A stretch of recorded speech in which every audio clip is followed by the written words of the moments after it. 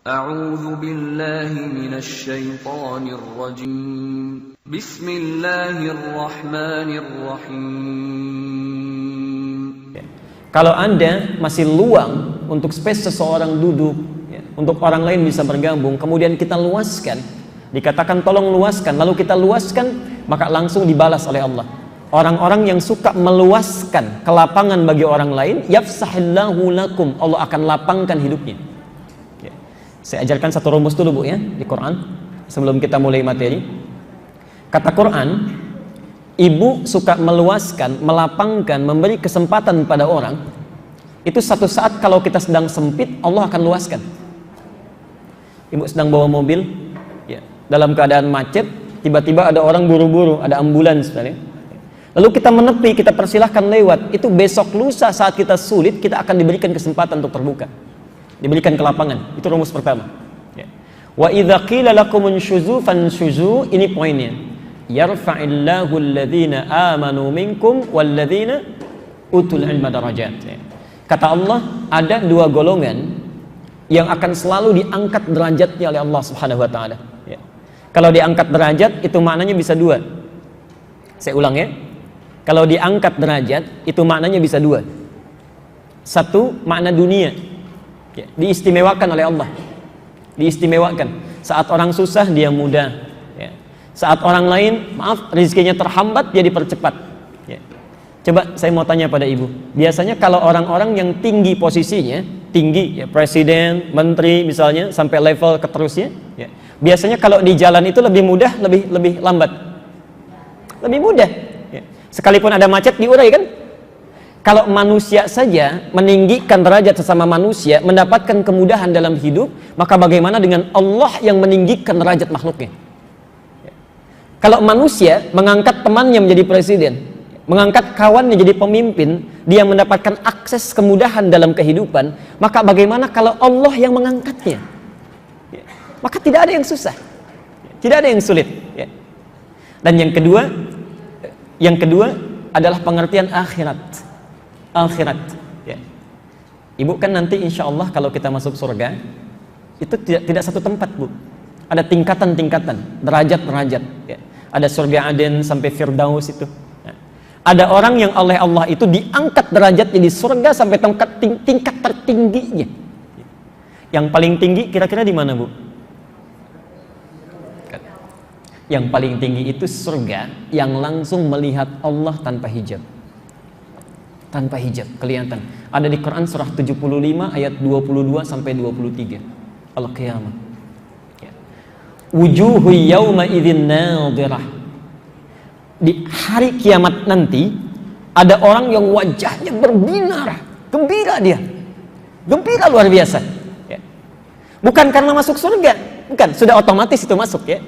Gembiranya itu ternyata ila rabbiha nadhirah. Dia bisa menatap Allah langsung tanpa hijab. Rindu sejak di dunia itu pengen ketemu Allah. Ya. Subuh-subuh dipanggil jam 4:09, dia jam 3 sudah siap-siap. Saking ingin cepat menghadap pada Allahnya. Rindu betul. Ya. Zuhur jam 11:38, jam 11 sudah datang ke masjid itikaf. Ya. Tapi nggak bisa lihat Allah. Ya. Cuma serasa diawasi, dilihat Allah. Merasakan betul itu. Ketika di akhirat dia lihat Allah tanpa hijab. Wujuhu yawma idzin nadhirah ila rabbiha nadhirah. Pada Tuhannya dia bisa lihat langsung. Ya. Jadi siapa mereka itu? Ibu bisa pilih satu di antara dua. Satu, amanu, yaitu orang-orang yang senantiasa meningkatkan imannya. Jadi kalau ibu ingin diangkat derajatnya oleh Allah, bapak ingin diangkat, dunianya mudah, akhiratnya istimewa, maka pilihan pertama tingkatkan iman. Ya.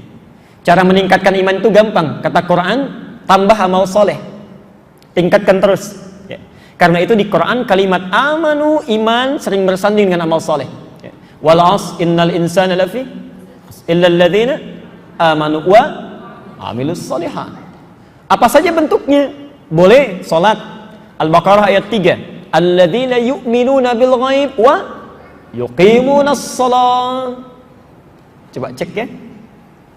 Kalimat salatnya, kita punya mic ini bisa dibawa.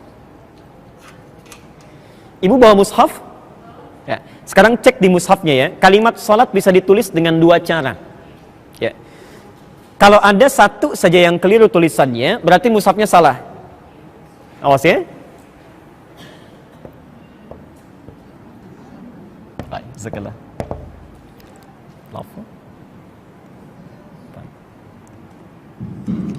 Baik. Coba perhatikan sebentar, kalimat sholat di Quran itu bisa ditulis dengan dua cara. Satu seperti ini, saya tuliskan sholat, ya. Yang kedua yang ini, sholat. Pelan-pelan. Ini kalimat pertama, ini kalimat yang kedua. Yang tertulis di mushaf yang ibu pegang sekarang, ya, atau bapak pegang, itu mesti yang kedua yang ini. Kalau tulisan di mushaf ibu yang pertama yang ini, itu berarti keliru mushafnya. Apa bedanya? Kalau yang pertama yang ini, itu hanya menunjukkan makna singular, satu makna saja, bentuknya tunggal, ya, satu kali sholat ini. Tapi kalau yang ini, itu bisa menunjuk dua makna. Bisa menunjuk dua makna, ya. Satu bisa dalam bentuk tunggal, mufrad, singular, mufrad. Yang kedua bisa berbentuk jamak, ya, jamak, plural, banyak. Karena itu kalau ibu baca Quran, belajar ilmu Al-Quran, ini bisa dibaca dengan tiga cara, ya. Riwayat Hafiz, alladzina yu'minuna bil ghaibi wa yuqimuna as-salah. Riwayat Warsh miring, alladzina yu'minuna bil ghaibi wa yuqimuna as-salah, miring. Yang menarik yang ketiga, jamak, alladzina yu'minuna bil ghaibi wa yuqimuna as-salawat, jamak. Perhatikan, ini uniknya bahasa Quran, ibu tidak akan temukan di kitab manapun. Kenapa ini bisa dibaca dengan tunggal dan jamak? Ya. Salat fardu itu berapa banyak? 5. Kalau 5, satu atau banyak? Banyak. Jamak atau tunggal? Jamak. Asal katanya ditulis dalam bentuk jamak, menunjukkan bahwa sholat itu bukan hanya satu kali. Jelas ya? Kenapa bisa dibaca tunggal dan jamak? Karena dalam penunaiannya dianjurkan bisa berjamaah. Saya ulang, dianjurkan bisa berjamaah. Silakan. Baik, sayanya juga mesti miring? Enggak. Baik. Ayo kita kembalikan. Lihat sini. Ini bisa dibaca jamak dengan tunggal. Jamak asal tulisannya menunjuk pesan bahwa sholat yang diwajibkan pada kita bukan 1-2 sholat. Ada sampai 5 yang fardu. Jelas ya? Kenapa bisa dibaca tunggal? Ya. Asalnya kita dianjurkan untuk menunaikan sholat, pelaksanaannya kalau bisa berjamaah. Sangat dianjurkan. Ya. Tapi kan dalam kondisi-kondisi tertentu orang tidak bisa berjamaah, boleh nggak sendirian sholatnya? Karena itu bisa dibaca dengan tunggal mufrad, bisa dibaca dengan jamak. Tapi yang paling menarik, saya ulang, yang paling menarik, ketika Allah meminta kita meningkatkan iman, itu baik yang salatnya mufrad, tunggal, munfarid, ataupun jamak, ya. Tapi kalimat penunaiannya ditunjukkan pada kuantitas yang banyak. Baik salatnya sendirian, ataupun berjamaah. Perhatikan, seakan-akan Quran berkata, baik sholat kalian tunaikan sendirian ataupun berjamaah, selalu evaluasi, hari ini mesti lebih banyak dibandingkan yang kemarin. Ya. Hari ini mesti lebih komplit dibandingkan yang kemarin. Ya. Seakan-akan kalau ada orang-orang yang ingin meningkatkan iman, misal, maaf bu ya, kemarin baru sholat fardu saja, maka mulai sekarang coba tambah sunnahnya, tingkatkan lagi, tambah 2 rakaat sebelum subuh. Kemarin 2 rakaat sebelum subuh, sekarang tambah 4 rakaat sebelum zuhur. Insyaallah. Teknisnya 2-2. Kemarin baru sampai zuhur, sekarang tambah ba'diyahnya. Ya, itu baru salat. Ya. Jadi yang mau saya sampaikan, kalau Bapak Ibu ingin dimudahkan hidupnya oleh Allah di dunia, dapat kemudahan derajat akhirat yang sangat luar biasa, maka ciri yang pertama tingkatkan iman. Dengan cara meningkatkan amal soleh. Ya. Coba perbaiki salatnya.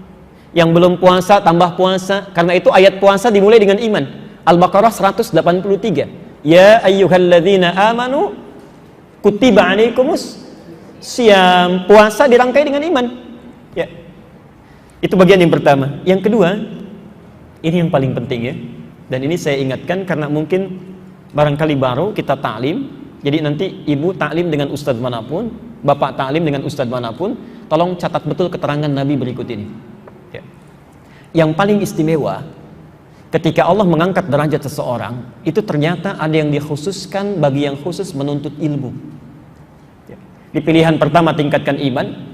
Kalau belum maksimal maka tuntut ilmu. Walladzina utul ilma darajat. Saat Anda datang menuntut ilmu, kita punya pilihan, bisa istirahat, tidur, ya, bisa main, bisa macam-macam.